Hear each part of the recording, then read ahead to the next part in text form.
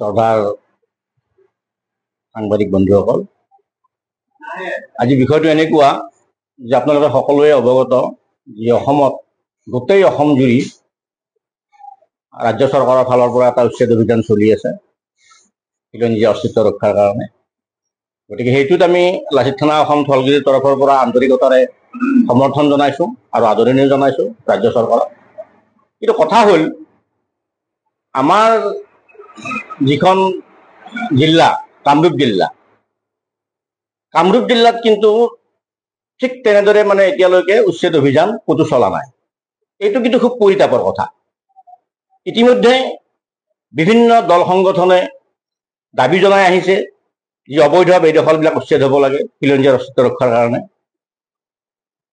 তৎসত্ত্বেও কিন্তু আমাৰ কামৰূপ জিলা প্ৰশাসন তথা আমাৰ হাজো ৰাজহ চক্ৰ বিষয়াগৰাকীও এই ক্ষেত্ৰত মৌন হৈ আছে। তেওঁলোকৰ ওচৰত গ'লে খালি কয় যে আমি জাননী ইতিমধ্যে প্ৰেৰণ কৰিছোঁ।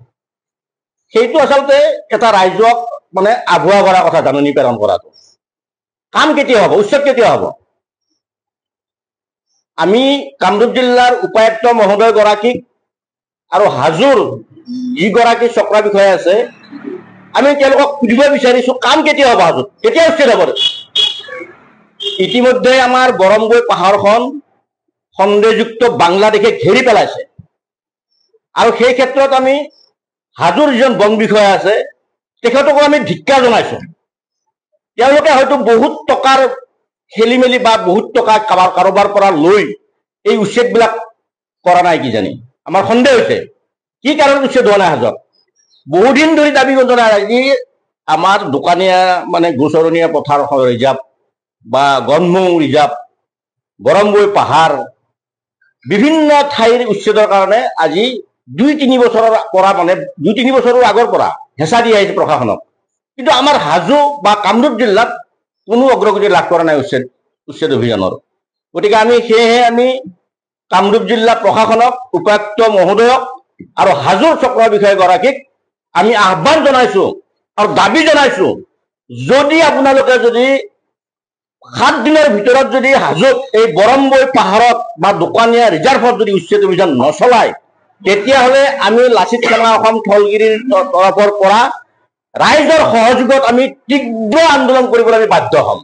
কাৰণ জাতি ইতিমধ্যে নিজৰ মাটিতেই বিচ্ছিন্ন হৈ গৈছে। জাতিটো আপোনালোকে গম পায়, এতিয়া বৰ্তমান ৰাজ্য চৰকাৰৰ পৰা মাত্ৰ 1,29,000 বিঘা মাটি উদ্ধাৰ হৈছে, উচ্ছেদ কৰিছে তেওঁলোকে, আৰু 25 লাখ বিঘা আছেই উচ্ছেদ কৰিবৰ কাৰণে। কেতিয়া হ'ব? যদি এই উপায়ুক্তবিলাকে যদি বহি থাকে, চক্ৰ বিষয়াবিলাকে যদি হাত খামতি বহি থাকে, কেতিয়া উচ্ছেদ হ'ব? আমি তেওঁলোকক এইটোৱে বুজিম যে আচলতে তেওঁলোকো আচলতে জাতিৰ শত্ৰু। যদি ৰাজ্য চৰকাৰৰ যদি তেওঁলোকে নিৰ্দেশ অৱমাননা কৰি যদি বহি থাকে, তেওঁলোকক আমি জাতিৰ শত্ৰু বুলি ক'ম। গতিকে আমি উচ্ছেদৰ ক্ষেত্ৰত প্ৰবল দাবী জনাইছোঁ আমাৰ হাজোৰ চক্ৰ বিষয়াগৰাকীক মুঠৰ ওপৰত। কাৰণ তেওঁ কি কাৰণত জাননী প্ৰেৰণ কৰা বুলি কৈয়ে দায় সামৰি আছে।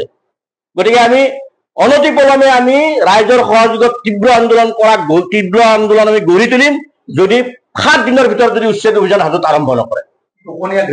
নহয়, হাজোৰ চক্ৰ বিষয়া গৰাকীয়ে একদম এই বিষয়টোত, উচ্ছেদৰ বিষয়টোত তেওঁ একেবাৰে হুকা পিছলা মাৰি আছে।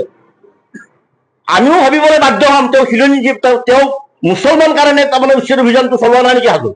আমিও কিন্তু ভাবিবলৈ বাধ্য হ'ম এই বিষয়টো।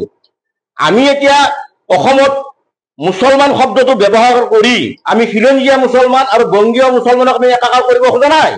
কাৰণ খিলঞ্জীয়া মুছলমান অসমীয়া জাতিৰ মুদ্ৰাটোৰ ইপিঠি সিপিঠি। খিলঞ্জীয়া মুছলমান নহ'লেও অসমীয়া জাতিটো পূৰ্ণাংগ নাপায়, আৰু খিলঞ্জীয়া হিন্দু নহ'লেও অসমত পূৰ্ণাংগ